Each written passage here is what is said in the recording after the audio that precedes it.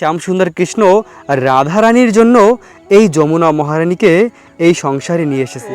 তাই তো প্রিয় ভক্ত, এই যমুনা মহারানীর অপার মহিমা রয়েছে। কেউ যদি একবার এই যমুনা মহারানীর পবিত্র জলে স্নান করে তাহলে সে কৃষ্ণ প্রেম লাভ করে।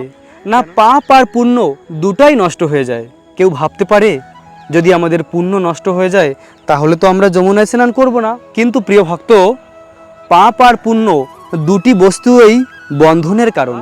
যদি আমরা এই সংসার থেকে গোলক বৃন্দাবন কৃষ্ণের কাছে ফিরে যেতে চাই তাহলে এই পাপ আর পুণ্য এই দুটো থেকেই মুক্তি প্রাপ্ত হতে হবে। প্রকৃত সুখ রয়েছে ভগবানের কাছে, ভগবানের নিত্যধামে। তো জীবের স্বরূপ হয় কৃষ্ণের নিত্য দাস। মাত্রই আমরা একটি মাত্র কাজ করার মাধ্যমে এই প্রকৃত আনন্দ লাভ করতে পারি, সেটা হলো কৃষ্ণের সেবা।